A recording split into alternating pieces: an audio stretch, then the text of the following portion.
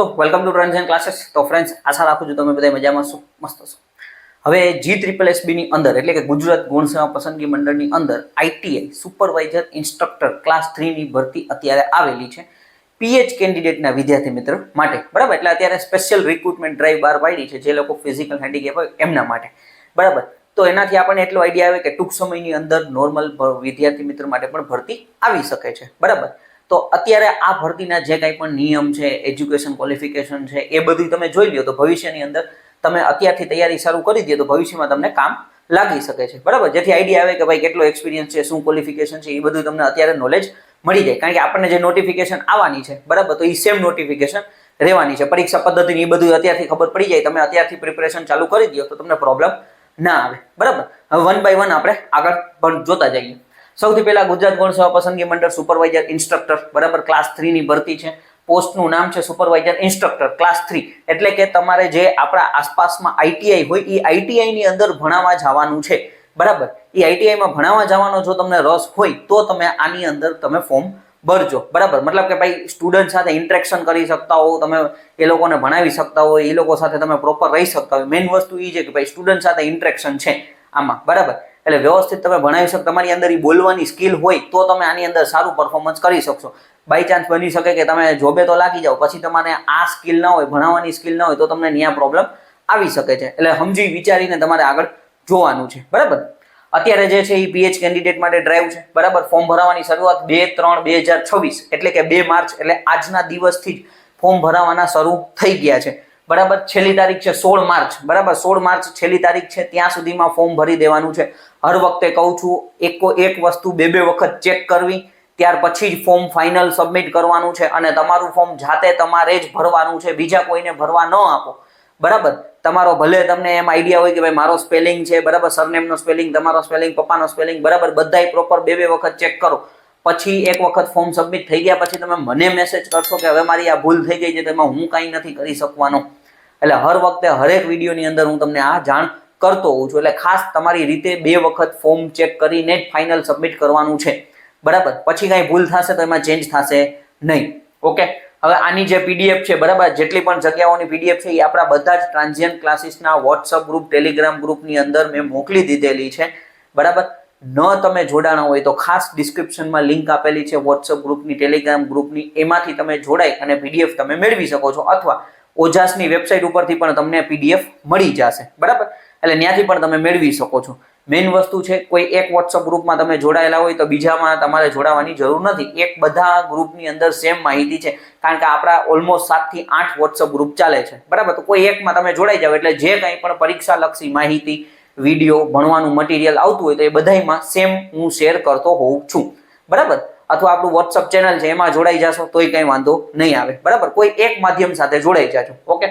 હવે તમે જુઓ જગ્યા એટલે કે કયા કયા બ્રાન્ચ માટે અત્યારે જગ્યા બહાર પડેલી છે, તો તમે જુઓ મિકેનિકલ એન્જિનિયરિંગ માટે 35 જગ્યા છે, બરાબર। અહીંયા મેં ટોટલ જગ્યા લખેલું છે, કેટેગરી વાઇઝ તમે PDF ની અંદર તમે જોઈ શકો છો, બરાબર। એટલે મિકેનિકલ એન્જિનિયરિંગ કરેલું હોય એમાં પણ જો B, ડિપ્લોમા અને ITI ત્રણેય માટે છે, બરાબર, ભરતી। તો મિકેનિકલ કરેલું હોય તો 35 જગ્યા છે, ઇલેક્ટ્રિકલ માટે 49 જગ્યા છે, પછી ઓટોમોબાઈલ માટે 24 જગ્યા છે, પછી કોમ્પ્યુટર એન્જિનિયરિંગ કરેલું હોય તો 27 જગ્યા માટે વેકન્સી બહાર પડેલી છે, ફેબ્રિકેશનમાં 13 જગ્યા માટે આપણે વેકન્સી બહાર પડેલી છે, રેફ્રિજરેશન અને એર કન્ડિશનિંગ એના માટે તમે જુઓ તો ટોટલ 3 જગ્યા બહાર પડેલી છે, બરાબર। કેમિકલ એન્જિનિયરિંગ માટે 7, સિવિલ માટે 5 જગ્યા બહાર પડે, સિવિલ અને કન્સ્ટ્રક્શન આખું લખેલું છે, મેં ખાલી અત્યારે અહીંયા સિવિલ લખું છું, બરાબર। IT ઇન્ફોર્મેશન ટેકનોલોજી માટે 3, ઇન્સ્ટ્રુમેન્ટેશન માટે 4 જગ્યા બહાર પડેલી છે, પછી એપ્રલ અને ફેશન ડિઝાઇનિંગ આવે, બરાબર, તો એના માટે ટોટલ 19 જગ્યા છે, બહુ સારામાં સારું કહી શકાય। ફેશન ડિઝાઇનિંગના કોર્સ માટે આટલી સારી વેકન્સી બહાર પડેલી છે।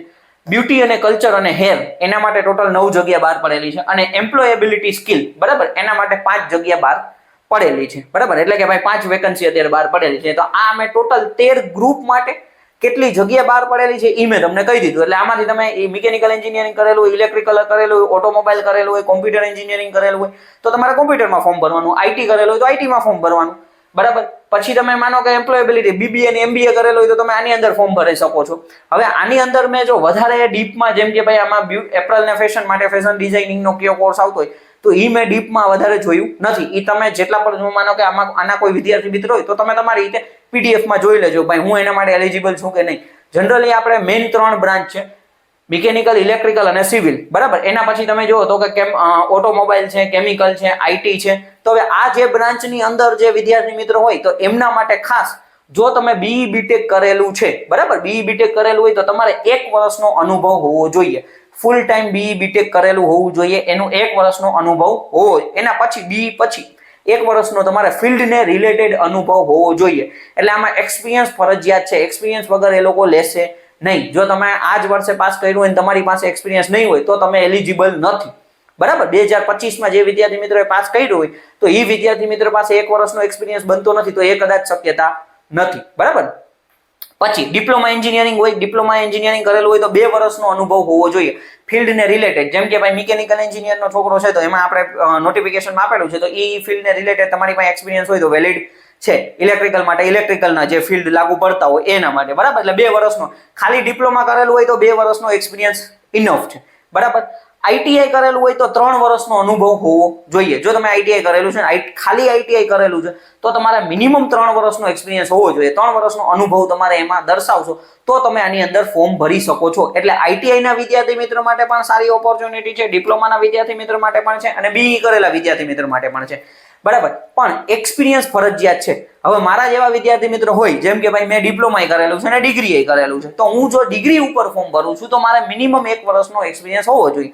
અને જો હું ડિપ્લોમા ઉપર કે ભાઈ હું મારું બીઈ દર્શાવતો નથી તો મારી પાસે 2 વર્ષનો અનુભવ હોવો જોઈએ. આ એક ખાસ ધ્યાન રાખજો. એટલે ડી2ડી કરેલા વિદ્યાર્થી મિત્રો ફોર્મ ભરી શકે છે. ખાલી 12 સાયન્સ પછી જે વિદ્યાર્થી મિત્રોએ બીઈ બીટેક કરેલું હોય એ લોકો પણ ફોર્મ ભરી શકે છે. પણ અનુભવના ક્રાઇટેરિયા તમારે ખાસ જોવાના છે, બરાબર. ત્યાર પછી આગળ જોઈએ તો આ જે બધી વસ્તુઓ છે નોર્મલ જ્યારે ભરતી આવશે ત્યારે બધા વિદ્યાર્થી મિત્રોને ખાસ કામ લાગશે, બરાબર. પછી હવે પરીક્ષા પદ્ધતિની વાત કરીએ તો અત્યારે એ લોકો એમ કીધું છે કે ભાઈ કાં તો સીબીઆરટી પદ્ધતિ હોઈ શકે છે ને ઓએમઆર પદ્ધતિ પણ હોઈ શકે. અત્યારે ફિક્સ નથી કીધું. જનરલી GSSB ની સીબીઆરટી પદ્ધતિ જ અત્યારે હાલતી હતી પણ અત્યારે એ લોકોએ આવી રીતના CBRT/OMR કરીને આપેલું છે. તો બની શકે કે ઓનલાઈન અથવા ઓફલાઈન જે એ લોકો નક્કી કરશે એ પ્રમાણે આપણી પરીક્ષા હોઈ શકે. મૂળ આપણું પેપર 210 માર્કનું હશે, બરાબર. 210 માર્કનું આપણું પેપર હશે. એમાં પાર્ટ એ, બરાબર, અહીંયા તમે જોઈ શકો છો પાર્ટ એ અને પાર્ટ બી એમ 2 પાર્ટમાં પેપર હશે. હવે પાર્ટ એ ની અંદર શું હશે? તાર્કિક કસોટી, ડેટા ઇન્ટરપ્રિટેશન એટલે કે રીઝનિંગ જેને આપણે કહીએ છીએ. 30 માર્કનું રીઝનિંગ હશે, 30 MCQ હશે. હરેક MCQ ના 1 માર્ક છે. ગણિતિક કસોટી એટલે જેને આપણે મેથ્સ કહીએ છીએ, બરાબર. તો એટલે એમાં 30 ગુણ રહેશે. એના 30 માર્ક, બરાબર, 30 MCQ. અને બંધારણ, વર્તમાન પ્રવાહ, ગુજરાતી, અંગ્રેજી કોમ્પ્રિહેન્શન એના 30 ગુણ રહેશે. 90 એના મતલબ ટોટલ તમે જુઓ પાર્ટ એ ના 90 ગુણ થયા, બરાબર. 90 MCQ, 90 માર્ક. ઓકે, આ એક વસ્તુ ખાસ ધ્યાન દેવાની છે. પહેલા એવું હતું કે પાર્ટ એ માં ખાલી રીઝનિંગ અને મેથ્સ જ હતું અને પાર્ટ બી માં આપણું મતલબ કે ભાઈ ટેકનિકલ અને આ બંધારણ અને વર્તમાન પ્રવાહ હતું. હવે બંધારણ અને વર્તમાન પ્રવાહને શું છે 90 માર્કના કેટેગરીમાં જવા દીધું, એટલે કે પાર્ટ એ માં જવા દીધું. એટલે એમાં 3 વિષય થયા. એટલે એમાં બધું નોન ટેકનિકલ આવી ગયું. મેથ્સ, રીઝનિંગ, બંધારણ, ગુજરાતી, અંગ્રેજી કોમ્પ્રિહેન્શન, બરાબર, અને વર્તમાન પ્રવાહ એટલે કરંટ અફેર્સ. એમાં બંધારણ 10 માર્કનું, કરંટ અફેર્સ 10 માર્કનું, ગુજરાતી કોમ્પ્રિહેન્શન 5 માર્કનું અને અંગ્રેજી કોમ્પ્રિહેન્શન 5 માર્કનું. આ પદ્ધતિ છે, નોટિફિકેશનમાં છે, તમે જોઈ લેજો. આનો જે પ્રોપર ડિટેલ સિલેબસ છે એ આપણે નેક્સ્ટ વિડીયો બનાવશું સિલેબસનો, ત્યારે તમે જોજો એટલે તમને આઈડિયા આવશે કે ભાઈ કઈ કઈ રીતના આપણે તૈયારી કરવાની છે. અત્યારે બેઝિક માહિતી હું તમને આપું છું. એટલે પાર્ટ એ 90 માર્કનું થયું. પાર્ટ બી સંબંધિત વિષય 120 ગુણ, બરાબર, એટલે 120 MCQ, 120 માર્કનું આપણું પેપર હશે. એટલે આમ જો કે એક જ પેપર એકની સાથે જ રહેશે, બરાબર. ટોટલ તમારું 210 માર્કનું પેપર રહ્યું. 210 MCQ હશે, 210 માર્કનું તમારું પેપર રહેશે, બરાબર. ખાસ ધ્યાન દેવાનું છે.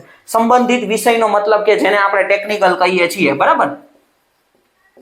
હવે ટેકનિકલ ની અંદર તો કે જો મિકેનિકલ એન્જિનિયરનો વિદ્યાર્થી છે તો એને મિકેનિકલના ક્વેશ્ચન આવશે, ઇલેક્ટ્રિકલના વિદ્યાર્થીને ઇલેક્ટ્રિકલના આવશે, કોમ્પ્યુટરના વિદ્યાર્થીને કોમ્પ્યુટરના આવશે, બરાબર. કેમિકલના વિદ્યાર્થી મિત્ર હોય તો કેમિકલના. એટલે તમે જે ડિપાર્ટમેન્ટમાંથી તમારું એન્જિનિયરિંગ કે તમે કોઈ પણ ફેશન ડિઝાઇનિંગ કે જે કંઈ પણ તમે કરેલું હોય એમાંથી તમને ક્વેશ્ચન પૂછવામાં આવશે. તમારા સબ્જેક્ટ રિલેટેડ ક્વેશ્ચન પૂછવામાં આવશે, બરાબર. એટલે 120 માર્કનું તમારું ટેકનિકલ થશે, 90 માર્કનું નોન ટેકનિકલ. ટોટલ તમારું 210 માર્ક છે.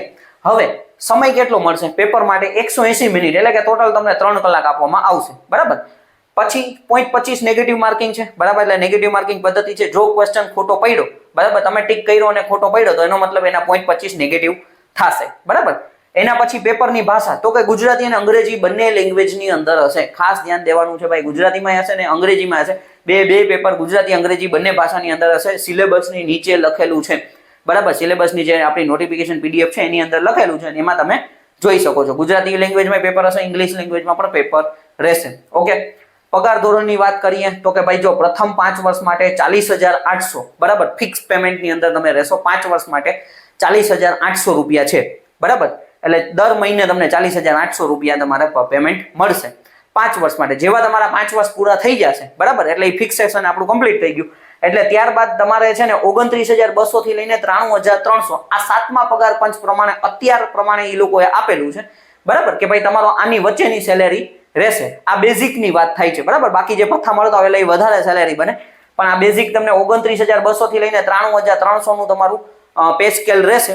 પણ 5 વર્ષ પછી 8મો પગાર પંચ લાગુ પડી જાય તો એનો મતલબ એવો છે કે આમાં વધારો આવી જશે, બરાબર. 5 વર્ષનો ગાળો છે, ઘણો મોટો ગાળો છે, એટલે 8મો પગાર પંચ તો બની શકે કે એકાદ વર્ષની અંદર લાગુ પડી જ જશે. તો એટલે એ તમારે જ્યારે તમારા 5 વર્ષ ફિક્સ પૂરા થશે એટલે તમારે 8મા પગાર પંચ પ્રમાણે આમાં વધારો આવી જશે, બરાબર. વય મર્યાદાની વાત કરીએ તો 18 થી લઈને 36 વર્ષ, બરાબર. 36 થી ઓછી 36 થી વધારે ન હોવી જોઈએ. અને કેટેગરી વાઇઝ છે રિલેક્સેશન આપેલું છે, એ તમે નોટિફિકેશનની અંદર તમે વાંચી શકો છો, એટલે તમને આઈડિયા આવશે કે ભાઈ કઈ કેટેગરી વાઇઝ કેટલું રિલેક્સેશન આપેલું છે. એ જ રિલેક્સેશનની વાત કરીએ છીએ, બરાબર. 18 થી નીચે ન હોવી જોઈએ, 36 થી વધારે હોવી જોઈએ નહીં. 18 થી 36 ની વચ્ચે વય મર્યાદા છે, બરાબર. અને પરીક્ષા ફીની વાત કરીએ તો 400 રૂપિયા અત્યારે એ લોકોએ લખેલી છે, બરાબર. અહીંયા ઘણું બધું લખાઈ ગયેલું, પરીક્ષા ફી લખેલી નથી. 400 રૂપિયા ફી ભરવાની છે અને એ રિફંડેબલ છે. તમે પરીક્ષા દઈ આવશો, બરાબર, એટલે તમને 400 રૂપિયા રિટર્ન કરી દેવામાં આવશે, બરાબર. આ વસ્તુ તમારે ખાસ ધ્યાન દેવાની છે. હવે જેટલી ક્રીમ માહિતી હતી ફોર્મ ભરવા માટે એ મેં તમને અહીંયા જણાવી દીધી છે, બરાબર. કે ભાઈ ભરતીના નિયમ શું છે, કેટલો એક્સપિરિયન્સ જોશે, બરાબર, પરીક્ષા પદ્ધતિ શું છે, વય મર્યાદા, પગાર ધોરણ, એ બધું મેં તમને ક્રીમ પોઈન્ટ છે એ બધા મેં કહી દીધા છે. આનાથી વધારે માહિતી માટે તમારે ખાસ નોટિફિકેશન વાંચવી જોશે. અને પાછું કહું છું, ફોર્મ વહેલી તકે ભરી દેજો, બરાબર. શક્ય હશે તો હું વિડીયો બનાવી દઈશ 1-2 દિવસની અંદર, જેથી તમને આઈડિયા આવે કેવી રીતના ફોર્મ જનરલી, જો કે આની પહેલા તમે ફોર્મ ભરેલું હોય તો એ જ પદ્ધતિથી છે, ઓજાસમાં ફોર્મ ભરવાનું છે, એટલે અડધું તો આપણું ફિક્સ જ હશે. આપણે ખાલી ક્વોલિફિકેશન એ જ બધી વસ્તુ એડ કરવાની થાય છે, બરાબર. તો એ શક્ય હશે તો હું વિડીયો બનાવી દઈશ જેથી તમને આઈડિયા આવી જાય, બરાબર. કાંઈ પણ ક્વેશ્ચન હોય તમે કમેન્ટ કરી શકો છો, પર્સનલમાં મેસેજ કરી શકો છો. Thank you friends.